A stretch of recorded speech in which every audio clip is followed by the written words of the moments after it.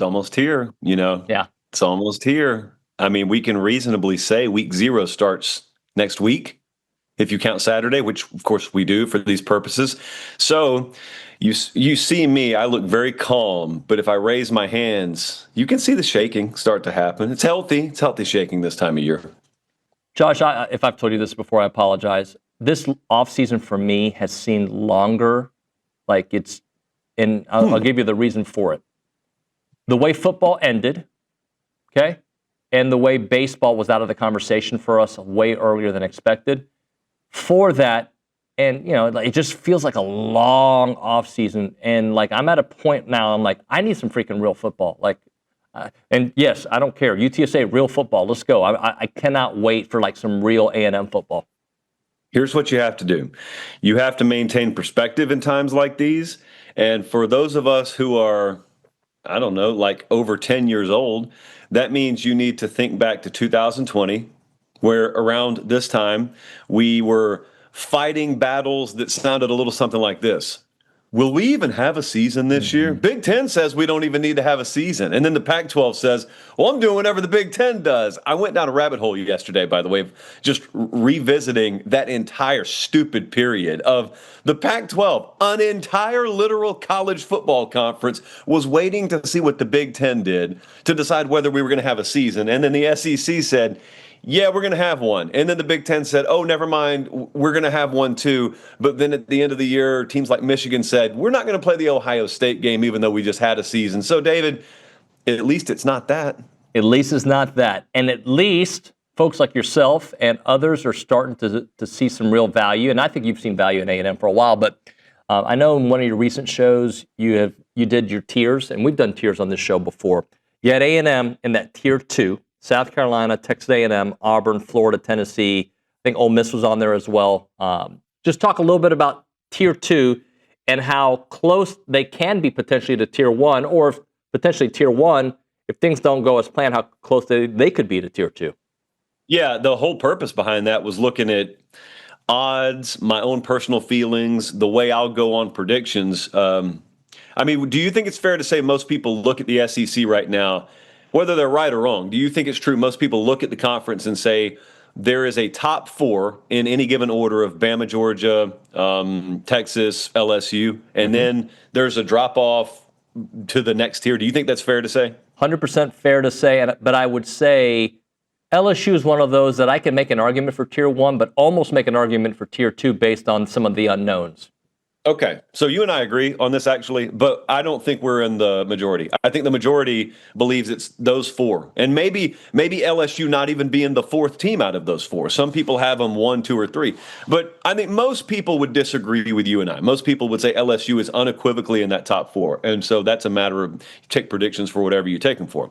So my point in doing all the Tier 1, Tier 2 stuff was to illustrate how the tiers are almost totally irrelevant this year, because there's virtually no separation in Tier 1 and Tier 2. You and I can remember, anyone watching this can remember, less than a decade ago, you would have come into any given season, and it's Alabama and then the field. And maybe occasionally when Kirby got to Georgia, it was Alabama and maybe Georgia. But there was this drop-off to where if you suggested anyone other than that team or those couple of teams were going to win the league, someone would have said, what do you think? They're going to be critically injured? What's going to happen? What kind of disaster has to happen in Tuscaloosa? Well, that's not the landscape of the conference anymore, period. But especially this year, if you say, I don't think Georgia's going to win the league, I don't think Texas is going to win the league, you just think it's going to be a nice, really, really competitive top end of the conference this year. But my point with the Tier 2 stuff is I'm not just saying it's going to be competitive in relation to Tier 1 teams being able to win it. There's not a whole lot that has to go wrong, so to speak, for Oklahoma or South Carolina or Florida or Texas A&M to win the conference. And normally, I've heard people nod their head like they're doing like you're doing right now. You're nodding your head. When they nod their head, they're thinking, yeah, they could have a good solid season. But I'm not talking about a good solid season. I'm talking about Mike Elko holds up the SEC championship trophy in Atlanta in December, and I'm thinking that in August, and I'm thinking that's not crazy. Doesn't mean I'm going to predict it. It's not crazy. It would be crazy in years past to be expecting something like that to happen. So my whole thing with tier 1, tier 2, it's the same in the Big Ten, although there's a lot of difference in the Big Ten. It's the question is, how wide is the gap between tier 1, tier 2? I think the gap is still very noticeable in the Big Ten. I think we hardly even have a gap in the SEC this year, tier 1 to tier 2. Josh, this came up on the show, and look, I am not advocating that you don't need a great quarterback to win a national championship. But looking from 21 on, and you can even look beyond, the top quarterbacks in college football have not been winning national championships. Caleb Williams was far away. Jaden Daniels was far away. You talk some about these big names. Will Howard won a national championship. J.J. McCarthy was considered an elite quarterback. He got to New York. I have some questions about that, but he's one that you can say for sure, right? But like how important is it to have the top 2 or 3 quarterback, or really in today's era, it's really more about the entire team at this point?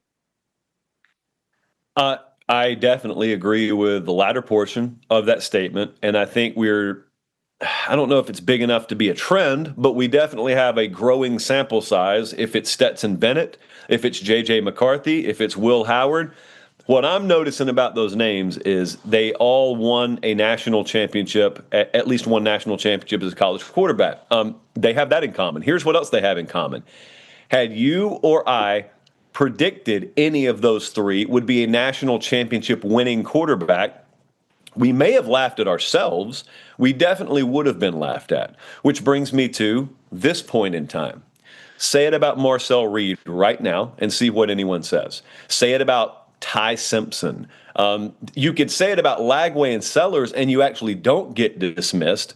But if you say it about, Julian Sayin at Ohio State right now, Dante Moore at Oregon, places where they're going to be surrounded by a loaded supporting cast, you actually get mocked a little bit by suggesting those are top quarterbacks. So when you look at top quarterbacks in the country, you're thinking one of 2 things. You're either thinking of a guy who would dominate at the combine and dominate in a skills competition, or you're thinking along the lines that I think, and that is, who gives a team the best chance to win a championship?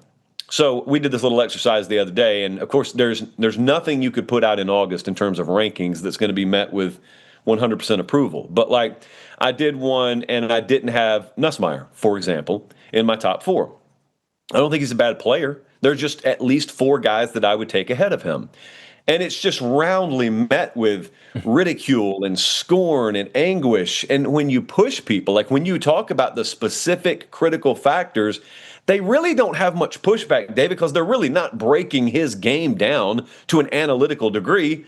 They're just shouting into the ether because their preview magazine cover has him on it, and he's a returning starter, and it's just supposed to happen. Maybe it will, but I need a little bit more than that. So I think if you were to, for example, at Texas A&M, if you were to have a huge year this year, it wouldn't be something new. It would be more of the same. It would be a quarterback that no one was really circling with red Sharpie in the preseason, that because of a dominant ground game, what we hope to be a vastly improved defense, that's what carried them. In the aggregate, that's what carried him. Marcel Reed just happened to have his hands on the wheel.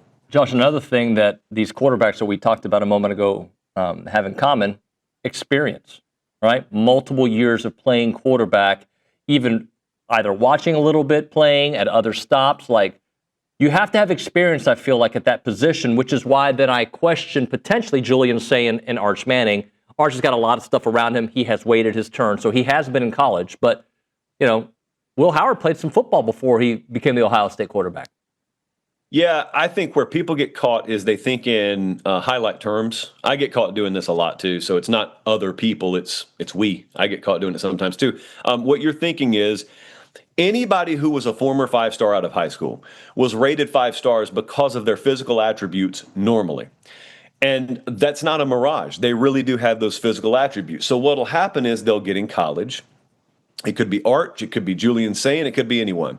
And there will inevitably be moments where they do something that puts your jaw on the ground because they possess that physical ability. And you may have another guy who is rock solid, steady, B-level performance the entire year. He never spikes to an A-. He never spikes to A+. He never throws one 52 yards on a rope in the air to a guy in the middle of the third quarter up 17 that ends up on a highlight reel for years to come. He doesn't do that stuff. What he does is he plays consistently every week. This bit Alabama to no end last year. Milroe would do things that led SportsCenter.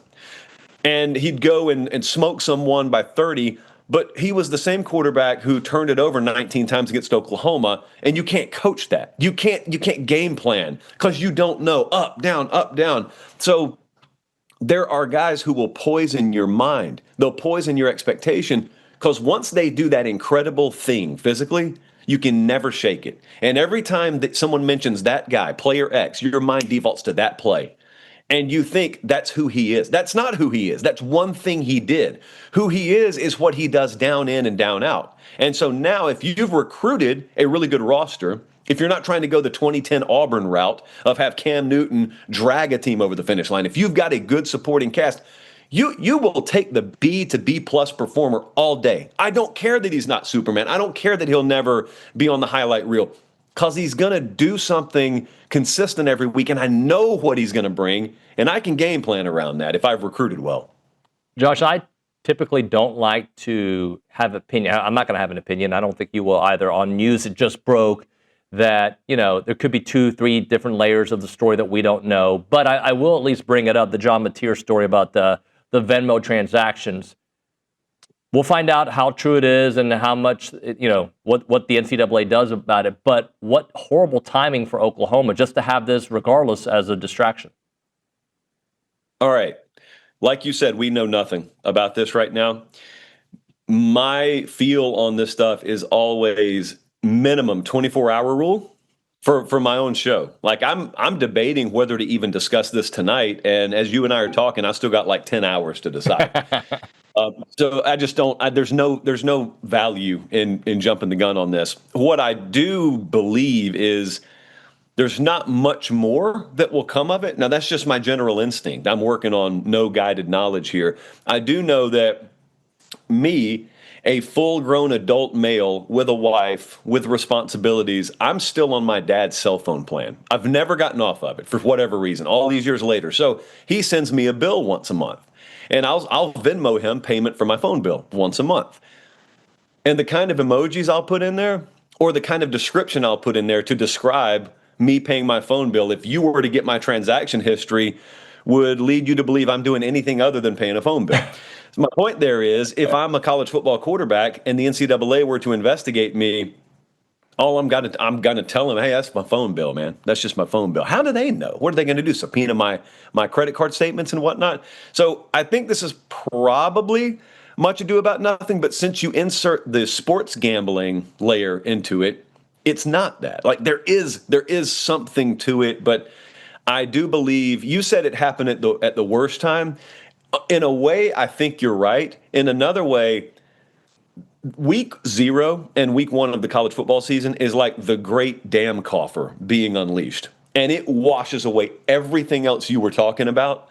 And I tend to think that's the direction this will go. But they need to step on it. They need to squash it pretty quick. I believe we're going to be on the same page here. But maybe I'm wrong. I feel like if John Gruden gets a chance to coach in the SEC or in college football, he will have more success than Bill Belichick. Hot sports take. For some reason, I don't see it with Bill Belichick anymore. And I don't know why. I mean, I think I know why, because I didn't see a lot of success at the end of his run with New England. The whole, Jordan, his girlfriend, whatever the situation is. And for some reason, I just feel like Gruden has stayed current and stayed more, even though he had his off-the-field issues and he had some issues with the Raiders, I still think he fits today's world. You and I are in a lockstep agreement on this. It's a very intangible thing. It's kind of like trying to nail Jell-O to the wall when you're explaining why you feel like Gruden, who had infinitely less success in the NFL than Belichick, would be an infinitely better fit in college.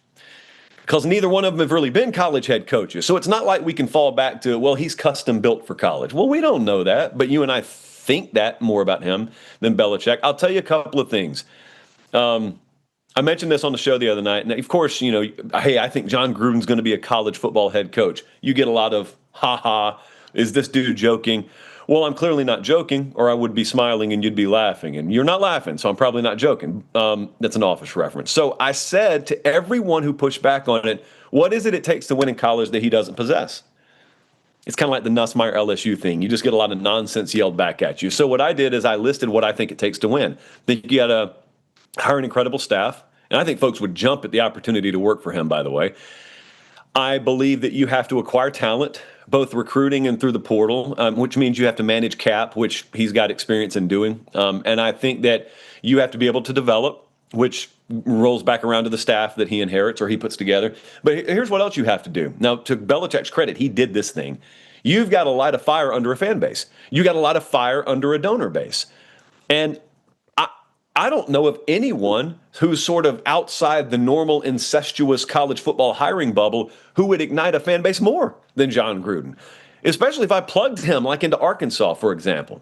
That dude would light a fire under Arkansas fans. They'd love it. It feels like the kind of hire Arkansas should make. So, yes, I believe that there's one other critical factor there that goes back to what you mentioned in the bullet points that it takes to win in college football. You got to be able to roll with changes.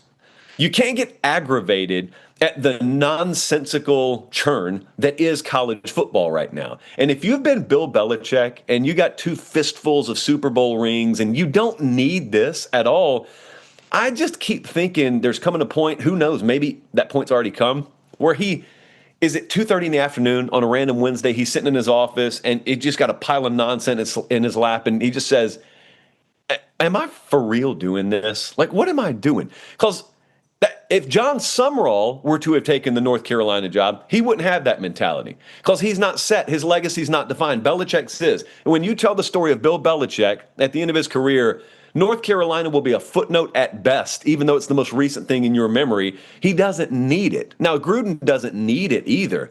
I just think Gruden wants it a whole lot more, and he's better cut out for it. Josh, let's just play that out for a moment, though. But what if 2 years from now Belichick wins a national championship? Just saying, like, and then the way we talk about him and Saban, not, Saban's the GOAT of college, but like now you're starting to think, like, look, he did it at the NFL and he did it in college football. Could you imagine the talking points then for Belichick? Not that I believe that'll happen, but just for chit chat. It's so far out of the realm of believability that if it did happen,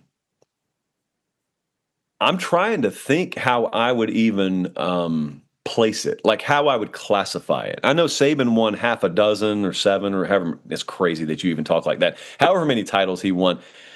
Belichick did that in the NFL. If he comes and does one in college just for good measure, David, in a weird way, I think that'd be more impressive than if Saban, after his college titles, had gone to the NFL and also won a Super Bowl. Even though it should be harder to win a Super Bowl, I don't think that. I think at North Carolina, it's harder to win a national championship in college than it is any one pro organization in the NFL. So I think for both of our sakes, it better not happen. Not that we're rooting against it, but if it does, we got to burn the tapes, man, because we have spent 10 minutes basically building our own prison here. Let me close out with this question, and hopefully it's not too long for you. Give me a reason Miami wins week 1. Give me a reason that Notre Dame wins week 1. Miami wins week 1 because they are built the same way Notre Dame is on the lines of scrimmage. Notre Dame should not have a line of scrimmage edge against Miami. Look, I'd argue Miami maybe should have the line of scrimmage edge against them. Miami last year, for all of their faults down the stretch, they had no problem starting out hot. They smoked Florida in Gainesville. This is a really, really big sort of prove it moment for them. They get Notre Dame at home. That game will be sold out. You are not used to that aesthetic, that optic from Miami home games. And I also think, I was down there a couple of months ago. I asked everyone in the building I could about Carson Beck. And they talked a lot about the demeanor and the mentality he had when he came in. And he is not Cam Ward. I don't mean skill set. I mean mentality. He is not Cam Ward.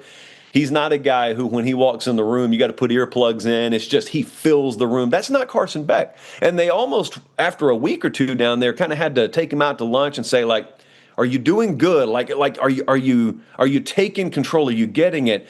And he was like, look, I'm a little different.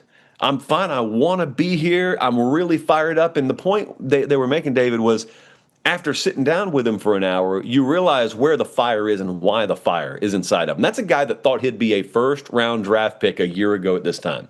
Heisman favorite a year ago at this time. And not only is he not, and not only is he back in college, he's not even where he was. And so that's a guy who feels like he has a metric ton to prove, a ton on his shoulders. You've had sort of the girlfriend thing off the field. Hey, they look at it as good. I don't have to worry about whether he's locked in or not. If Carson Beck's healthy, and they tell me he is, I'm looking at him week one. You don't go up against Bethune-Cookman week one. You got Notre Dame coming in town. What if they win 31-17 and he throws for 283 and 3 touchdowns, no picks? I mean, no one's talking about Carson Beck right now in the preseason, a year after they were putting him on the cover of everything. So that's why they'd win. Why they'd lose is Miami has not done great in big games lately. And this is a big game. So that's the easy one. Why they lose is the easy one.